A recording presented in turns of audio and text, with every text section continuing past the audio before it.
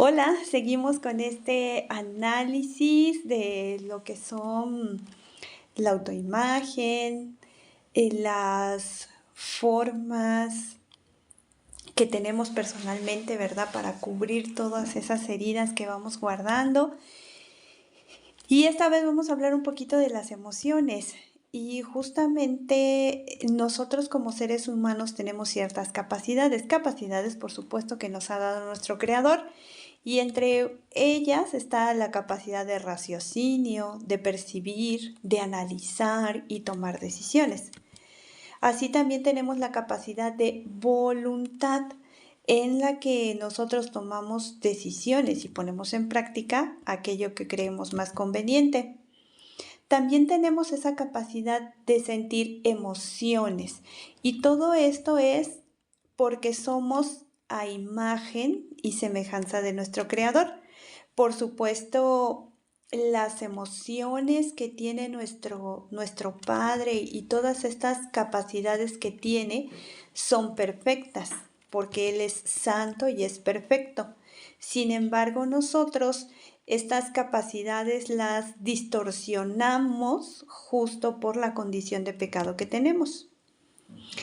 Es importante que nosotros tengamos o sintamos emociones. Son reacciones fisiológicas que nos ayudan a conducirnos por la vida, a ponernos en alerta, a tener este tipo de conciencia ante la situación que nos estamos enfrentando. Por supuesto, estas emociones las podemos ignorar y podemos olvidar cuando hay mucho dolor, cuando representa mucha tristeza. Y a pesar de que lo borramos de manera momentánea de nuestra mente, todas esas experiencias se quedan grabadas en el cerebro. Por lo que nosotros como consejeros en la iglesia debemos ayudar a los hermanos para reconectar la conciencia con todas esas emociones que han tratado de olvidar y en consecuencia tienen problemas en su comportamiento. Cierto que como personas vivimos entre emociones positivas y negativas. Entre las positivas puede ser alegría, gozo. Entre las negativas, tristeza, enojo, temor.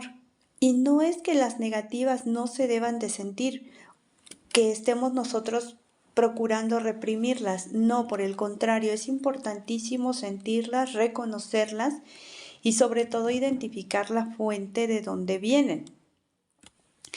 Porque también tenemos en consideración que cuando solamente nos quedamos en esa intención de sentir solamente emociones positivas, entonces tenemos que esto es producto del egoísmo. Si yo solamente me quiero sentir bien todo el tiempo, me quiero sentir alegre, satisfecho, esto es consecuencia de mi ego, porque solamente pienso en mí, en lo que yo necesito.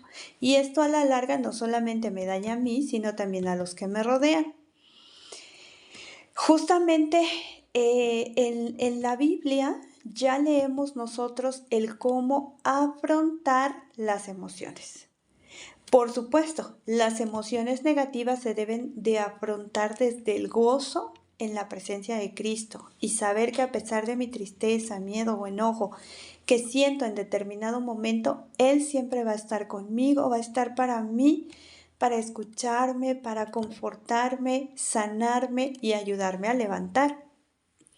Es importante que nosotros como consejeros podamos hacer conciencia en los aconsejados de que la falta de empatía con nuestros seres queridos, en esta intención de solamente importarme lo que a mí me sucede, lo que yo siento y que no me importe lo que el otro sienta, es una causa importantísima en el daño entre las relaciones con los que convivimos y con los que más amamos y a quien se supone que debemos de cuidar más.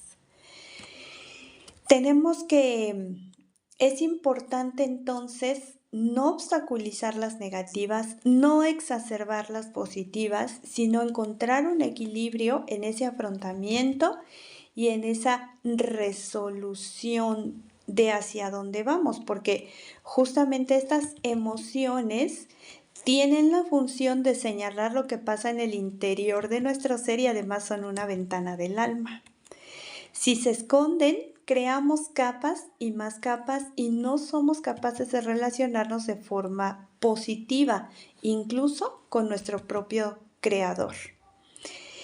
Es importante entonces que nosotros llevemos a nuestros aconsejados a que las emociones no se evitan, sino que se sienten, se identifican y se distingue el origen. Es importante saberlas expresar sin hacer daño a los demás y, como ya había dicho, reconocer la emoción o el origen de la emoción para tampoco hacerse daño a sí mismo. Muchas gracias y hasta la próxima.